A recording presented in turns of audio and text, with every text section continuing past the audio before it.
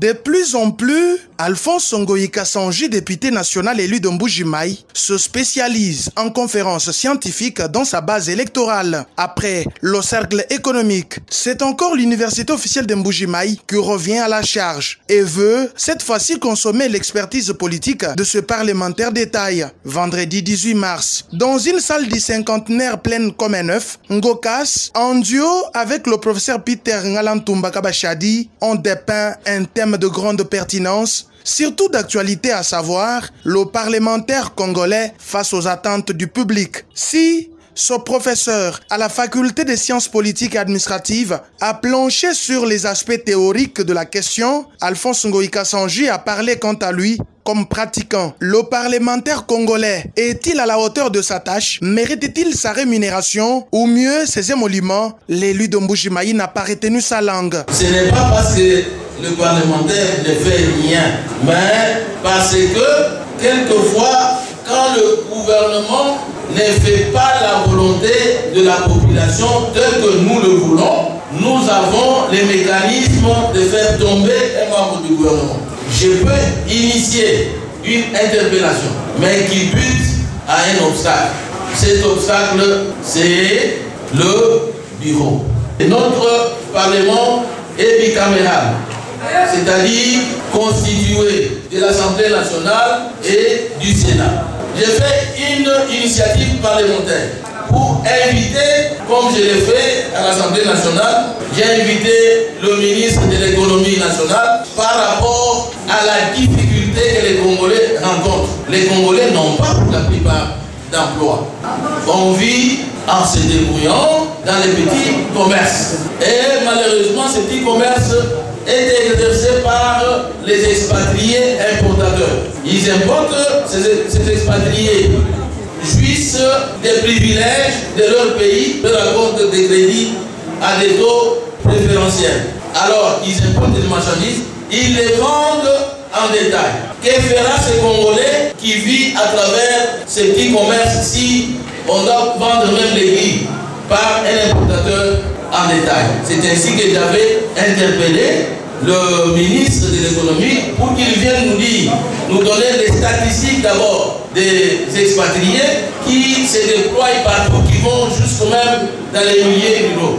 Hélas, au moment où je l'attendais à 10h, c'est un membre du bureau, notre rapporteur, qui me dit à 10h30 que le ministre venait de s'excuser, qu'il a une mission, il doit aller en Namibie. Face à la volonté politique, pratiquement un frein au travail du parlementaire congolais, l'ancien gouverneur du Kasaï-Oriental estime que tant vécu presque partout au monde, les stratégies sont en place pour contourner la volonté politique. Même aux États-Unis, il y a toujours la question de la volonté politique. Cette volonté politique s'exerce dans tous les parlements. C'est-à-dire la majorité parlementaire a une ligne de conduite. Elle ne peut pas se passer de cette ligne de conduite. Il y a certaines choses que les députés font. Moi, par exemple, quand j'ai entendu le Premier ministre dire un jour qu'il faut ajouter sur le prix du billet, ajouter certaines choses sur le prix du billet, alors qu'il était déjà cher sur les vols domestiques. À comparer les longues distances, les vols internationaux, ce que nous payons sur les vols internationaux et ce que nous payons sur les vols nationaux, le prix du billet sur les vols nationaux était extrêmement cher. J'ai répliqué au Premier ministre, je lui ai dit séance tenante, il fallait qu'il revoie les prix sur les vols domestiques et ça a été fait. Donc je peux utiliser mon pouvoir, ce n'est pas que cette volonté politique empêche aux députés de faire ce qu'ils doivent faire, mais il y a certaines questions qui relèvent de cette volonté politique.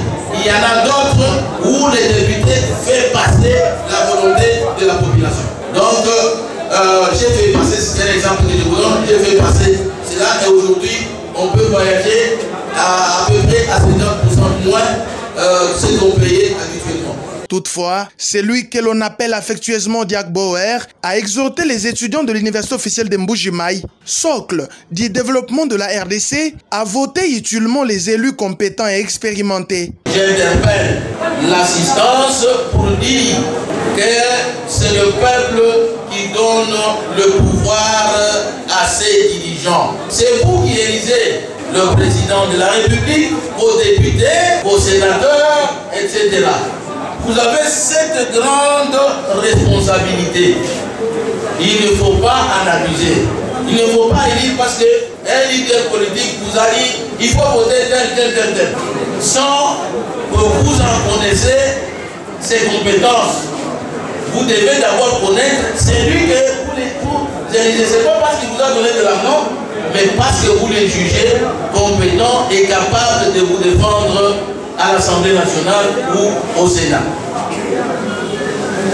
Mais quand vous avez déjà mal élu, vous ne devez que vous en prendre à vous-même. C'est là qu'interviennent les choses telles que autobie, etc. Pour mémoire, Alphonse Ngoïka Sanju a passé plus d'un mois dans sa base. Question de récolter les désidérata et le rapporter à qui des droits.